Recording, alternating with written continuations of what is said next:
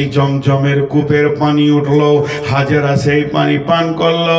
ও মা হাজেরা রে, তুমি কেমন মহিলা, তুমি একা দৌড়েছো ওই সাফা মারওয়াতে, যে জায়গায় উনি দৌড়েছেন যত বড় মিনিস্টার হোক না কেন, হজ করতে গেলে বাদশাকেও ওখানে দৌড়তে হবে। ও মা হাজেরা, তুমি আল্লাহকে কত আপন বানালে যে সারা বিশ্বকে তুমি জমজমে এর পানি খাইয়ে দিলে।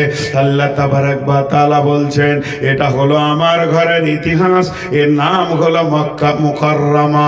এগুলো আমি বানিয়েছি কেন, তাই তোদেরকে ডাকছি, আয় আয় আয় তোরা হিজ্জুল বাইতি অনিস্তাতা ইলাইহি সাবিলা ওয়ালিল্লাহি আলান নাসে।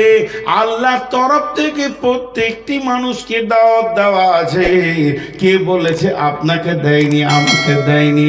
আল্লাহর তরফ থেকে প্রত্যেকটি মানুষের দাওয়াত দেওয়া আছে। হিজ্জুল বাইতে, এসো আমার ঘরে এসো, মানিস্তাতা ইলাইহি সাবিলা। যদি রাস্তাটা শেষ করার ক্ষমতা তোর হয়, তুই পৌঁছে যা। এরই নাম হলো পৃথিবীর প্রথম ঘর কাবা। আপনাদের বিরক্ত লাগছে নাকি ভাই? ওই একটা দুটা করে উঠছে, আসলে ওরা খুব অ্যাকুরেটি। হ্যাঁ, আপনাদের কদিন জালসা? সুবহানাল্লাহ, একদিনে ক্লান্ত হয়ে গেছে কত লোক, আপনারা দুদিন আল্লাহ তৌফিক দিয়েছে। আজকে কত তারিখ? একজনের ট্রেনে শুয়েছিল, আর এক হকার এসে বলছে পুরি তরকারি, পুরি তরকারি, পুরি তরকারি। পেট ভরে 4 ডজন খেয়েছে। খানিক পর হকার এসে বলছে পয়সা। বলে কিসের পয়সা? আপনিই তো বললেন সরকারি পুরি।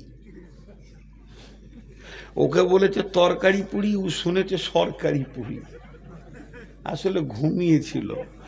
কি গোলমাল শুনছে ভাই। হ্যাঁ, দেখছে ট্রেনে চেপেছি, আজকে 27 তারিখ বলছে, সাদে লোক উঠছে, 28 তারিখ ঢুকে গেল, আর হুঁশি নাই। তাহলে জালসা কি শোনা শুনবে? সব উল্টো শুনবে। আর 27 আছে, এতক্ষণে বলছে যে 1 মিনিট হয়ে গেল। 2 দিন জালসা করাইছেন আপনারা একটা বক্তাকে, 27, 28, এত বড় জালসা, আল্লাহ আকবার, 2 দিনে শেষ করছে। তো এ হলো সেই ঘর। আল্লাহ এবার কি বলছে দেখেন, মদিনা আর যাব না, মক্কাতে অনেক কথা আরও আছে, সেগুলো সব বাদ দিয়ে দিলাম। এখন মসজিদ সম্পর্কে কটা কথা বলি, কারণ মক্কাটাকেই যদি তিলে তিলে বলতে শুরু করি, ভাববেন যে বইয়ের অ্যাডভার্টাইজ করছে, মাপ চাইছি আপনারা ক্ষমা করবেন। মক্কার মদিনা, যদিও বইটা ছোট 20 টাকা, দেখবেন পরে মক্কা কাকে বলে, মদিনা কাকে বলে। তো মক্কা মদিনার হৃদয়ে, তার কারণ হচ্ছে গোটা কোরআনটাই 2টি শহরে আল্লাহ তাবারাক ওয়া তাআলা বানিয়েছেন। এখন আমি যে বিষয়টা আপনাদের সামনে তুলে ধরছি, ওই নকশাতে আমরা মসজিদগুলোকে বানাচ্ছি। মসজিদগুলোকে রুহুল মানি নামে একটা কিতাবে একটা তফসির আছে, আপনাদেরকে শোনাবো মসজিদের ব্যাপারে কি বলেছে। কিন্তু মসজিদ, এই যুবক কমিটি এত কষ্ট করে আদায় করে, কালেকশন করে, জলসা করে, কালেকশন করে, এই ঘুরে লোকের ঘরে দরজায় দরজায় ঘুরে, এদের মধ্যে কেউ শিক্ষিত, কেউ বিএ পাস, কেউ ব্যবসায়ী, কেউ মাস্টার, কেউ ডাক্তার, তারপরও দরজায় দরজায় ঘুরে মসজিদ বানাচ্ছে। কেন? কেন? চলেন আয়াত বলি। বিসমিল্লাহির রহমানির রহিম। ইন্নামা ইয়ামুরু মাসাজিদাল্লাহি মান আমানা বিল্লাহি ওয়াল ইয়াউমিল আখিরি ওয়া আকামাস সালাতা ওয়া আতাজ যাকাতা ওয়া লাম ইয়াখশা ইল্লাল্লাহ ফাআসা উলাইকা আইয়াকুনু মিনাল মুহতাদিন। ধ্যান দেয়া একটা শোনেন। টোটোতে একটা লোক এলো, লোকটা আসার পর মাস্টারের ঘরে উঠল। লোকটা কিন্তু মূর্খ, চাষি লোক, উঠেছে মাস্টারের ঘরে, প্রফেসরের ঘরে। তো লোকটা কার মেহমান? মাস্টারের মেহমান, প্রফেসরের মেহমান। এবার আপনারা মুখ খুলে বলেন, ওই মেহমান যখন কারো বাড়িতে উঠে তো দস্তরখানা বা খানচার খাবারটা কে আনবে? প্রফেসর আনবে না মেহমান আনবে? যত বড়ই মৌলানা হোক ও আনবে। মেহমানের সম্মান বেশি। তাহলে এর ঘরে উঠলে মাস্টারের মেহমান, এর ঘরে উঠলে ডাক্তারের মেহমান, আর যে আল্লাহর ঘরে উঠবে সে আল্লাহর মেহমান। আল্লাহ তাবারাক ওয়া তাআলা একটা শব্দ ব্যবহার করছেন, ইন্নামা ইয়ামুরু মাসাজিদাল্লাহি, তোমরা মসজিদের দেখভাল করো, মসজিদের তামির দাও, মসজিদের সার্বিক কল্যাণের কথা চিন্তা করো। আরেকবার বলছি, মসজিদের সার্বিক কল্যাণের কথা চিন্তা করো, মসজিদের সার্বিক কল্যাণের কথা চিন্তা করো। এখন আপনারা একবার বলেন, মসজিদ ভাঙা গোনা না নেকি? একজন খালি বলেছে গোনা, আর বাকি লোক কটা চুপ বসে আছে। হাজি ভাই, আমি একটা প্রশ্ন করছি, তার উত্তরটা তো কমসে কম দেন। আমি যে আপনাদেরকে একটা কথা জিজ্ঞেস করছি, ধরেন আপনার থেকে আমার সম্মান কম, এটা আপনি যে আইডিয়াটা করেছেন ঠিক, আপনার আইডিয়াটা অনেক ভালো, আপনি শিক্ষিত, আমি একটা মূর্খ, কিন্তু আমি তো মেহমান রে ভাই। এটুকু তো দাবিটা আমার সত্য, কারণ আপনার জুতোর যোগ্য আমি নই, কিন্তু তারপরও তো আমি মেহমান রে ভাই। আমি একটা কথা জিজ্ঞেস করছি, আপনারা উত্তর দিচ্ছেন না। কত কষ্ট হয় দিলে বলেন তো। যদি আপনি আমার চেয়ারে বসতেন তাহলে এই উত্তরটা না পেলে দিলে কত চোট লাগে আপনিও বুঝতে পারতেন, যেটা কত খারাপ লাগে। এতগুলি লোক রায় কাটছে না, তার থেকে মাইক ম্যানই ভালো। ওকে খালি বলছি বক্স পেছনে লাগাবো, বলছি বকেন আপনি, ও কোনো সময় মুখ বন্ধ করে নাই, ওই ভালো আমার কাছে। তা আপনারা একটু মুখ খুলেন আল্লাহর রাস্তায়। মসজিদ ভাঙা গোনহা না নাকি? গোনহা, কিন্তু যদি পুরাতন মসজিদ হয় ভাঙতে হবে, কি করবেন? লিভার লাগবে বলছে, 1 লাখ টাকা লাগবে, ভেঙে দিব। গায়ে ছেলেরা বলছে আমরা ভাঙবো, নেকি না গোনা? তাই ভাষাটা কি?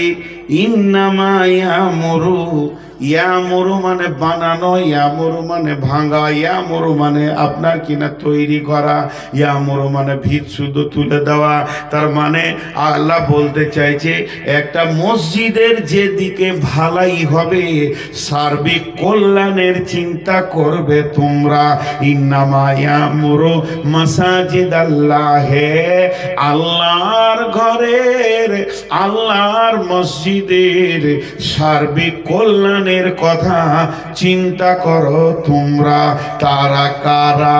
কোন শ্রেণীর লোককে বলছে? যার ভিতরে 5খানা গুণ আছে। মান আমানা বিল্লাহি ওয়াল ইয়াউমিল আখিরি ওয়া আকামাস সালাতা ওয়া আতাজ যাকাতা ওয়া লাম ইয়াখশা ইল্লাল্লাহ। এই 5টা মানুষ, এই 5 ধরনের মিজাজ যাদের আছে, যার কাছে এই 5টা গুণ আছে, ওই লোকেদেরকে আল্লাহ বলছেন, এই 5টা গুণ যার ভিতরে নাই, এই 5টা গুণের আওতাভুক্ত যে পড়ছে না, এদের কাছ থেকে আল্লাহ কাজ নিতে চাইছেন না, নিতে চাইছেন ওরই কাছে যার ভিতরে 5টা গুণ আছে। ওদেরকে আল্লাহ বলছেন, তোরা আমার ঘরের দেখভাল কর,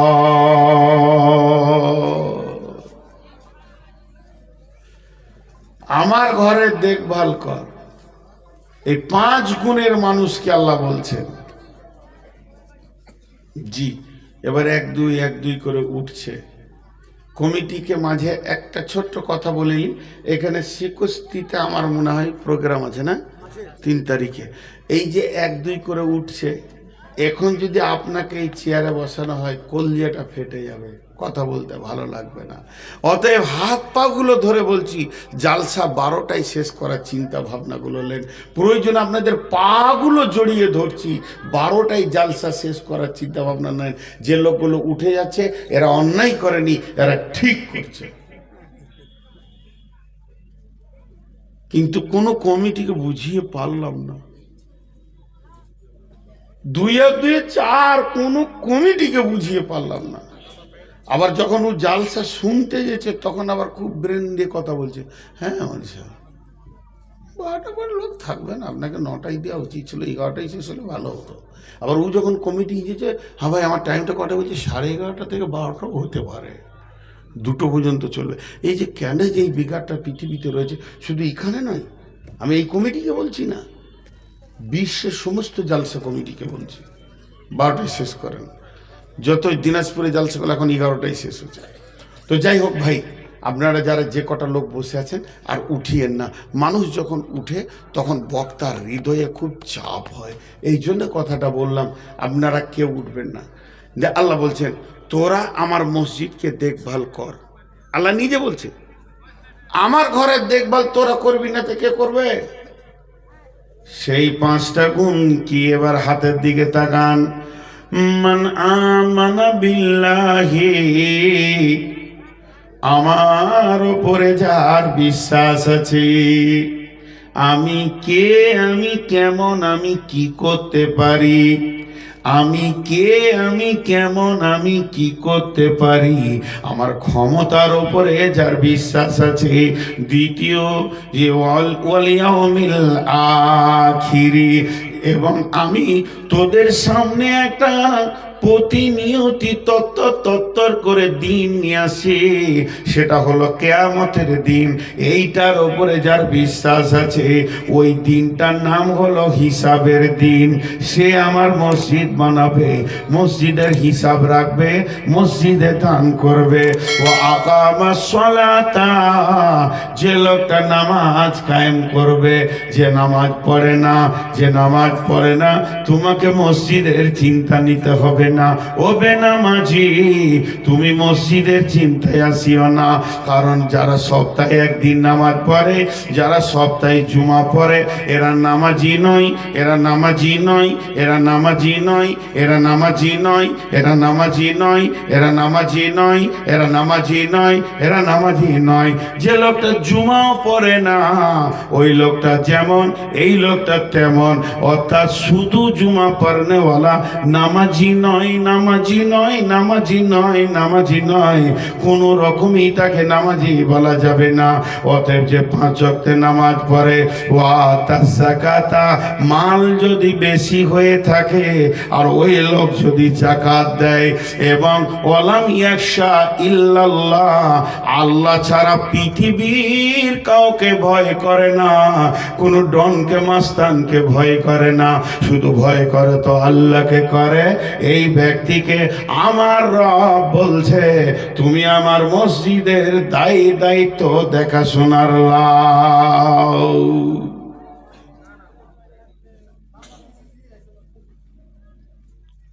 কটা কথা বললাম? 5টা।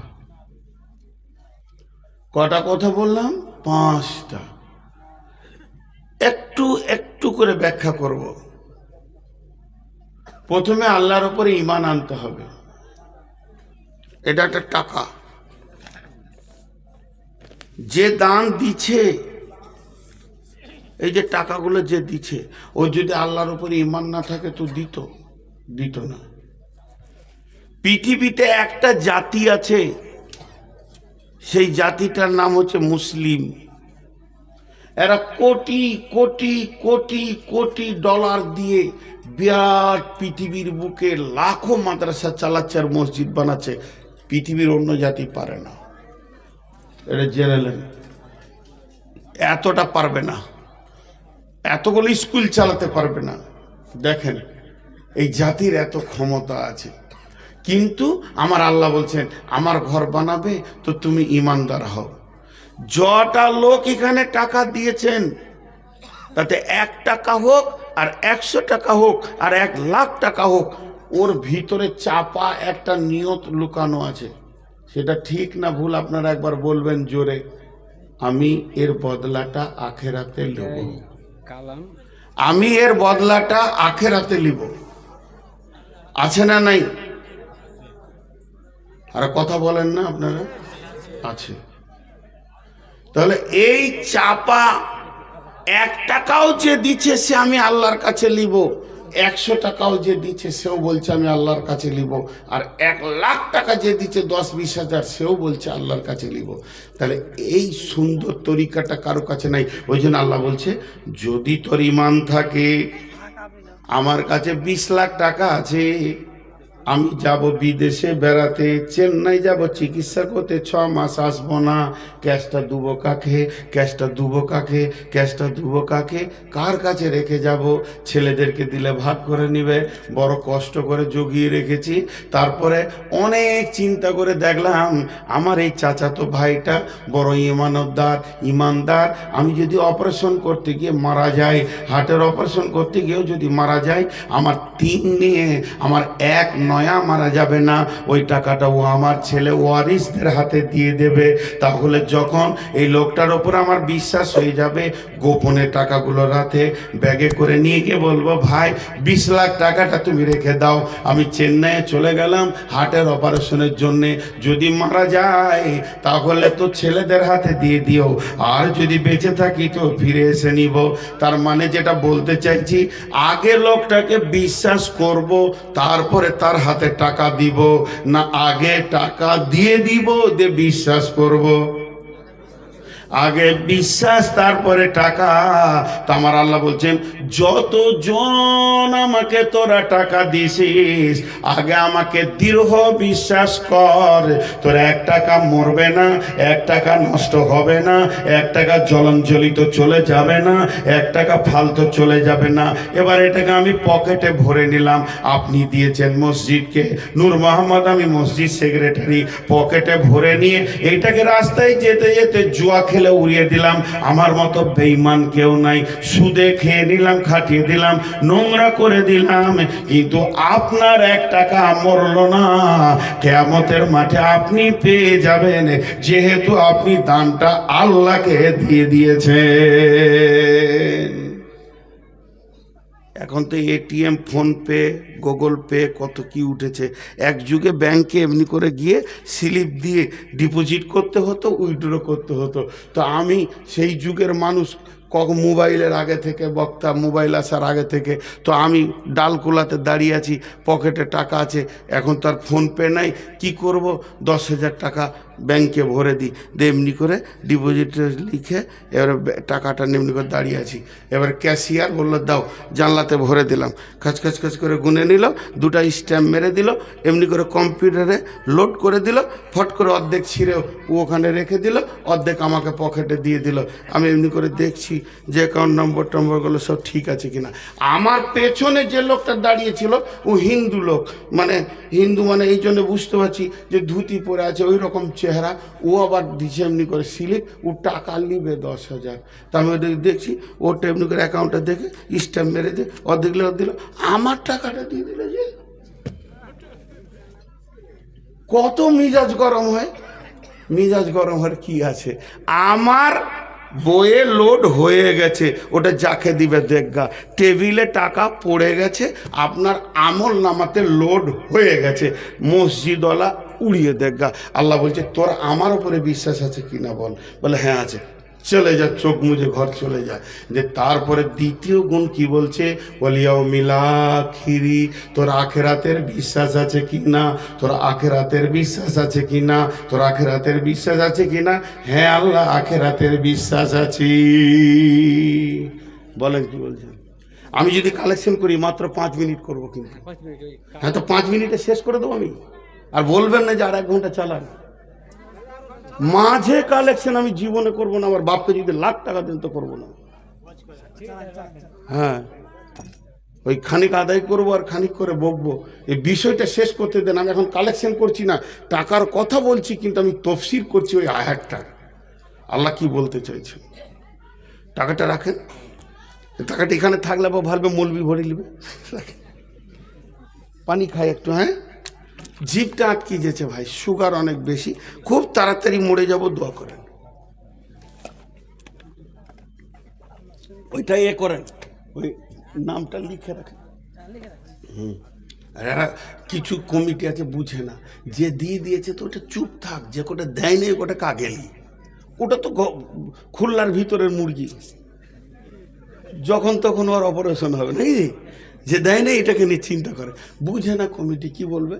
তো যাই হোক, এবার এখানে তফসিরটা দেখেন, একটা ঘটনা বলি আপনাদের সামনে। ঘটনাটা থেকে আপনার আখেরাত আর দান দুটোই বুঝে আসবে। একটা যুবক এসে আল্লাহ রসুলের কাছে হাজির, দিয়ে বলছি ইয়া রাসূলুল্লাহ, আমি আমার ছেলে মেয়ে বউ নিয়ে দুদিন খেতে পাইনি, খুব ক্ষুধার যাতনায় কোনো কাজও পাইনি, আপনার কাছে এসেছি, যদি বাইতুল মালে কিছু থাকে তো দেন। তো আল্লাহ রসুল বলছে, সোনামানি, বাইতুল মালে একটা খেজুরও নাই, কি দুবো সোনা তোমাকে, তোমার কচিকা খেতে পাইনি ছেলেরা। তেমন একটা কথা বলছি, আমার কথাটা শোনো, আমার জায়ের বাড়ি চলে যাও। মানে ওসমান গানি ধনী মানুষ ছিল, যাও আমার জামাই কিছু দেবে, আমার কথা বলো কথা, তোমার আপনার শ্বশুর পাঠাইলো। চলে গেল টুকটুক করে। সুবহান আল্লাহ, যেখানে বাঘের ভয় ওইখানেই সন্ধ্যা হয়। ওই ঘরের দরজায় ধাক্কা দিবে, হাত তুলেছে, আর ভিতরে চলছে হুঙ্কার। কিসের হুঙ্কার চলছে? যে হজরতে ওসমান রসুলের জামাই রসুলের বেটিকে বকছে। কি বকছে?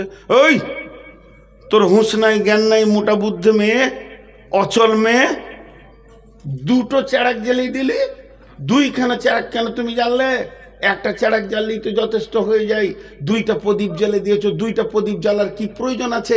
একটা প্রদীপই যথেষ্ট, দুটা প্রদীপকে জ্বালে দিয়ে ফজুল খরচা করছে। হাজি, সেই যুগে কারেন্টের বিল ছিল না, মাটির পাত্রে চর্বি দিয়ে পুরাতন কাপড়ের পোলতে করে, যেটা চেরাক বলতেন 20 বছর আগে, এখন প্রদীপ ভালোবাসা, সেই প্রদীপের আলো, দুটো প্রদীপ জ্বেলে দিয়েছে। আবার মেয়েটাকে রসুলের বেটি কুলসুম, উম্মে কুলসুম, জানা মেনা ঘরের বেটি লয়। আর এত সে গলা মোটা করে বকছে, গাও গাও করে বকছে, তুই তখন আর ডাকা বাদ দিয়ে সুরসুর করে পালিয়ে এসছে। এই লোক দান করবে? হিসাব মিলছে, অঙ্কতে মিলছে, দান করবে না। নবীজির কাছে যখন এলো, নবীজি বলছে, দেখি তোমার গামছাটা কি দিয়েছে ওসমান। ও মুখটা ছোট করে বলছে, হুজুর মামলা খুব খারাপ। কি খারাপ? আপনার বেটিকে বকছে, দুটো চেরাক জ্বেলেছে তো, আর ও আমাকে দান দেবে। আল্লাহ রসুল একটু ভারী গলা করে বলছে, যাও যাও চাও গা। তাহলে বিপদে পড়েছে। এদিকে রসুলের হুকুম না মানলে ইমান থাকবে না, ওদিকে ওসমানের হুঙ্কার, মধ্যখানে পড়ে গেছে সারা শীতে। তো দেখছে যে হুঙ্কার দেখ, রসুলের হুকুমটা রাখি। দরজায় গিয়ে ধাক্কা দিয়েছে। হযরত ওসমান বলছেন, কে? ই বলছে, আসসালামু আলাইকুম। বলছে, ওয়ালাইকুম সালাম। যে দরজা খুলেছে, কি ভাই? তখনই ঢোক গিলছে, মানে এখনই তো রেগেছিল। তো ঢোক গিলে বলছে, ভাই আমি আপনার কাছে আসিনি, আমি রসুলের কাছে এসেছিলাম। কেসটাকে হালকা করছে। আমি আপনার কাছে আসিনি, আমি নবীজির কাছে এসেছিলাম, আপনার শ্বশুরের কাছে এসেছিলাম। আপনার শ্বশুর বলল যে আমার জামাইয়ের কাছে যাও। চুপ। আরে বেশ আসতে বলেছে, তা কেন সেটা বলো। আমি খুব অভাবে পড়েছি। দাঁড়াও। বাড়ির ভিতরে গেল, টুকরি করে মাল নিয়ে আসলো। এইটুকু নয়, হাতে করে নয়, এমনি করে নয়, এইটুকু নয়, টুকরি করে মাল নিয়ে এসে একবার দিল, দুইবার দিল, তিনবার দিল। আর যেই তিনবার দেওয়া হয়ে গেছে, ফকিরটা বলছে, বাস বাস বাস বাস বাস। ফকিরও কেমন ছিল, যে আমার একদিনের হয়ে গেছে, ছেলে মেয়ে নিয়ে বাস। আর এখনকার ফকিররা ভিক্ষাও করে, আবার ব্যাংকে সুদে জমাও করে, দুদিকে করে, করে না? আর আমি কথা ভুল বললাম? জি। যে যুগে প্রতি সপ্তাহে বিপিএলে 7 কেজি চাল পায়, আর মানে এই চিকিৎসার কার্ড আছে যার, স্বাস্থ্যসাথী, তার আর ভিক্ষা করার কি দরকার আছে? কিন্তু এই বলে বাস বাস দিয়ে মালটা নেওয়া হয়ে গেল। এবার মালটাকে এরকম করে নিয়ে পুঁটলাটাকে আস্তে আস্তে এরকম করে গুটিয়ে পুঁটলাটাকে নিয়ে এরকম করে ধরে আছে। যে বলছে, ও নবীর জামাই, আপনাকে একটা প্রশ্ন করতাম। বলে, কি প্রশ্ন? এখন তো নবী বেঁচে আছে, নবীজিকে বলো গা। বলে, এটা নবীজির বিষয় নয়, বিষয়টা হলো আপনার আমার। অতএব আপনাকেই আমি প্রশ্ন করছি। আপনি আমাকে এতগুলো মাল দিলেন, এতগুলো জিনিস দিলেন, এতে আমার সচ্ছলতায় এসে গেল, আর খাওয়ার চিন্তাটা থাকলো না। কিন্তু আমি এটা প্রথম চান্সে পাইনি, দ্বিতীয় চান্সে পেলাম। তো বলছি আমি তো কাউকে ফেরত দিইনি। বলে আপনি দেননি, আপনার হুঙ্কারে আমি পালিয়ে গেছিলাম, আমি একটু আগে এসেছিলাম, আপনি বিবিকে বকছিলেন। বলে হ্যাঁ। বলে তাহলে কেন বলেন? আমি তো আপনার কেউ নই, আমি খালি দুটি সম্পর্কে, একটি সম্পর্কে সম্পর্কিত। আমি মুসলমান ভাই, আমি প্রতিবেশীও নয়, আত্মীয়ও নয়, কিন্তু যাকে আপনি বকছিলেন সেটা আপনার বিবি, এর থেকে আর নিকট আত্মীয় কেউ হতে পারে? দ্বিতীয় নম্বর হলো রসুলের বিটি, তৃতীয় নম্বর হলো একজন মুমিনা মেয়ে। কিন্তু ওইটুকু সামান্য একটা প্রদীপ জ্বালানোর কারণে কেন আপনি এত বকছিলেন, আর আমাকে কেন এত মাল দিলেন? আমি পড়তো। হযরত ওসমান বলল, ভাই রে, মরার পরে একটি জীবন আছে যার নাম আখিরাত, এ সম্পর্কে কি তোমার কোনো স্বচ্ছ ধারণা আছে? তখন বলছে হ্যাঁ আমার ধারণা আছে। বলছে তুমি ক্লিয়ার করে লাও আখিরাতটা। আমরা জানি আখিরাতে হিসাব আল্লাহকে দিতে হবে, এটাই খালি মাথায় ঢুকে আছে, হিসাব দিতে হবে। কিন্তু সেদিন শুধু হিসাব দেওয়ার পালি নয়, হিসাব দেওয়া নেওয়া দুটোরই পালা। যেগুলো আপনারা দান করছেন এগুলো আল্লাহ হিসাব আপনাকে দেবে, আর যেগুলো আপনি খরচা করছেন ওইগুলোর হিসাব আল্লাহকে দিতে হবে। অতএব আমার বিবি দুটি প্রদীপ জ্বেলেছে, এটা কিয়ামতের মাঠে দাঁড়িয়ে আমাকে হিসাব দিতে হবে। আর তোমাকে আমি যেটা দিলাম এটা আল্লাহ আমাকে ঘুরিয়ে হিসাব দেবে। অতএব কিয়ামতের মাঠে হিসাব নেওয়া আসান, দেওয়া কঠিন। এর জন্য আমাকে দান করতে ভালো লাগে, খরচা করতে ভালো লাগে না। তাহলে আল্লাহ বলছে মসজিদ বানাবি তোরা? বলে হ্যাঁ। আমার উপরে বিশ্বাস রেখে টাকা ফেল, আর আখিরাতের উপরে বিশ্বাস রেখে দে, আমি তোকে বুঝিয়ে দেবো সেদিন।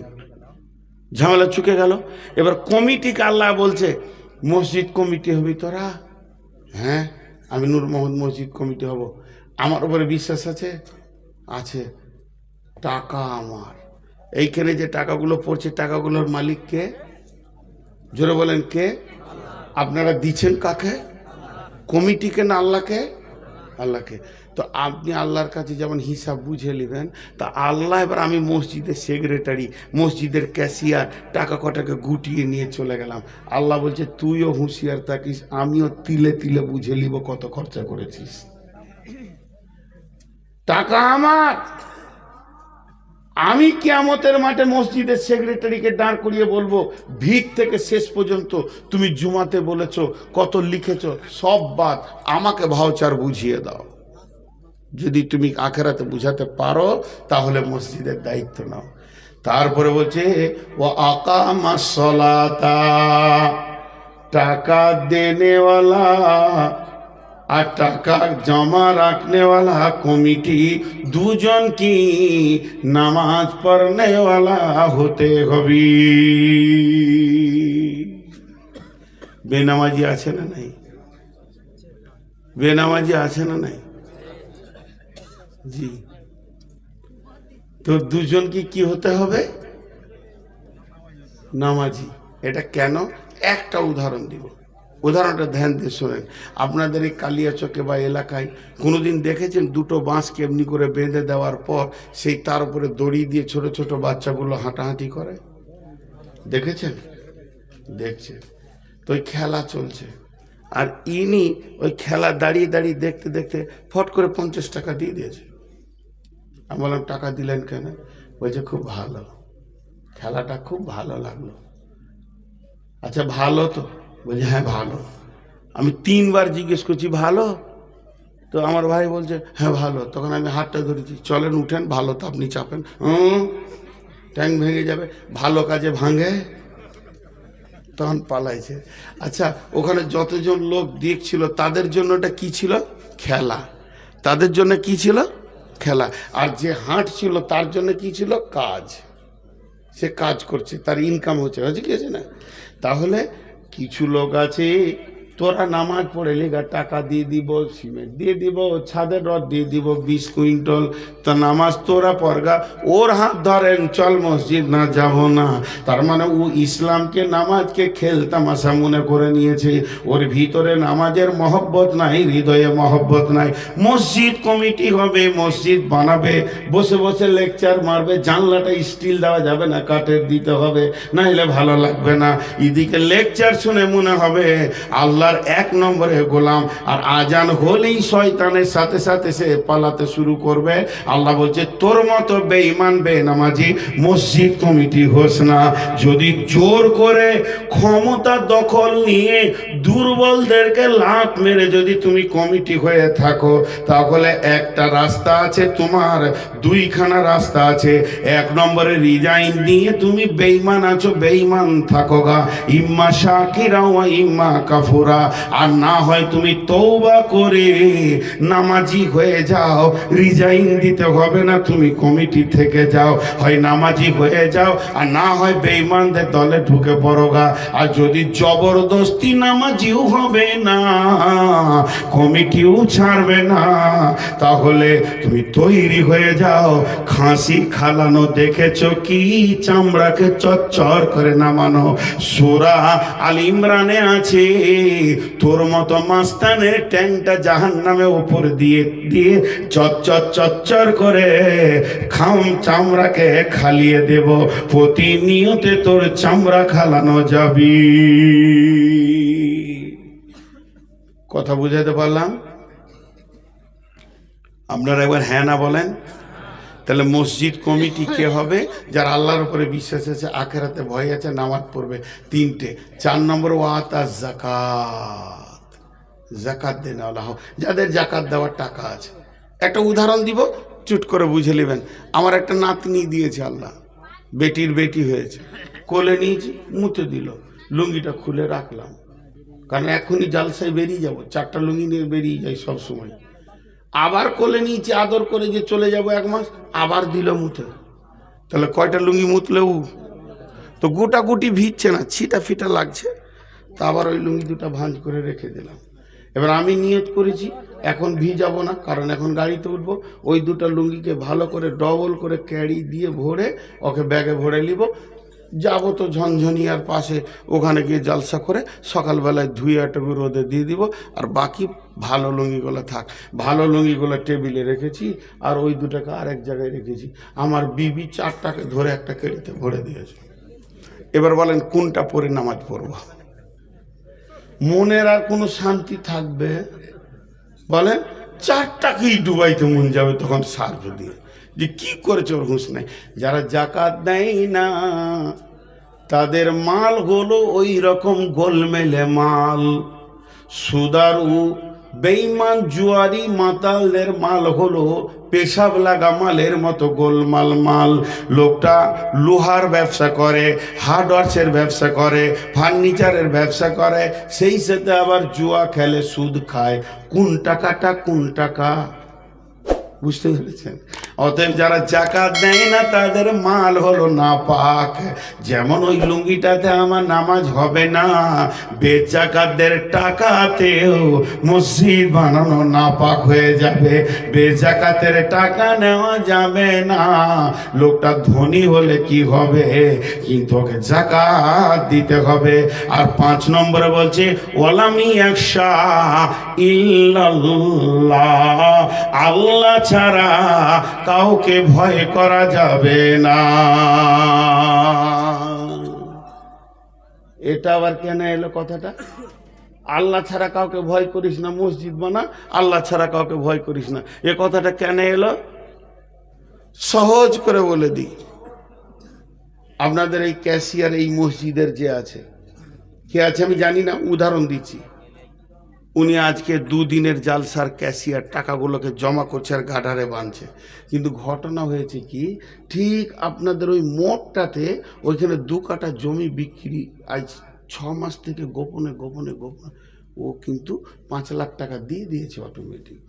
দিয়ে ওই লোকটাকে বলেছে, ভাই তোকে জালসার 3 দিন আগে সবটি টাকা ব্যবস্থা করে দিয়ে দিব। আর জালসাটা যেই হয়ে যাবে বুধবার শেষ, বৃহস্পতিবার না হয় শুক্রবার দিন রেস্টি করে নেব দুইজনে।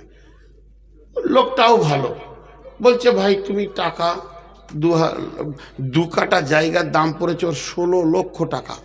এই 16 লক্ষ টাকার ভিতরে ওর ছিল 5 লাখ, বিবির 2 লাখ, সে বেটিদের সোনা, বিবির সোনা, বহুর সোনা বিক্রি করে হয়েছে 3 লাখ, দিয়ে 5 লাখ আর 3 লাখ 8 লাখ, বন্ধুদের কাছে ধার নিয়েছে 2 লাখ, দিয়ে হলো 10 লাখ। আরও কোন কোম্পানি মানে ওই জায়গাটা কিনতে গিয়ে ও ঠেলাটা বুঝছে যে বাঁশটা কত সাইজের যেছে, ও বুঝছে। কিন্তু যাক ওর টাকাটা দেওয়া হয়ে গেছে গত সোমবার, কিন্তু রেস্টি করতে যেছে না কেন, যে মঙ্গলবার বুধবার জালসা ভাই, আমি বাড়ি থেকে বেরোবো না, জালসার ক্যাশিয়ার আছি, তোর হাত দুটা ধরে বলছি, আমি বৃহস্পতিবারটা রেস্ট নেবো, শুক্রবার সকালবেলায় রেস্টি করে জমা পড়বো ইনশাআল্লাহ। দুজনা ঠিক হয়ে গেল, খরিদ্দার আর মালিক টাকা ফুল মিটে গেছে। রেস্টি করতে গেছে কী বার? শুক্রবার। হঠাৎ গায়ের লোক বলছে ক্যাশিয়ার কইরা, ক্যাশিয়ারের নাম হয়তো রফিকুল, রফিক কইরা জমি রেস্টি করতে গেছে আজকে। হ্যাঁ, পশু জালসা শেষ হলো, আজকে জমি রেস্টি করবে না কেন? ও লুটালে জায়গা ও কিনবে না তো কে কিনবে? ধারণা কত খারাপ বুঝছেন, যে ওই জালসায় যা টাকা হয়েছে সালা জায়গা কিনে নিল। এরকম মাল আছে না নাই আপনাদের এলাকায়? আল্লাহ বলছে, হে রফিক, তোর কাছে যে আমার আদায়ের টাকাটা আছে তুই জানিস আর আমি জানি, আর যারা টাকা দিয়েছে আমাকে দিয়েছে, আর তোকে রাখতে দিয়েছি তো আমি আল্লাহ দিয়েছি। যদি তুই নিজের ওপরে বিশ্বাস থাকে যে আমি আমানতের খেয়ানতি করিনি, তাহলে তুই সারকে বুককে উঁচু করে হাঁটবি, চুহা বিড়ালগুলোকে ভয় করবি না।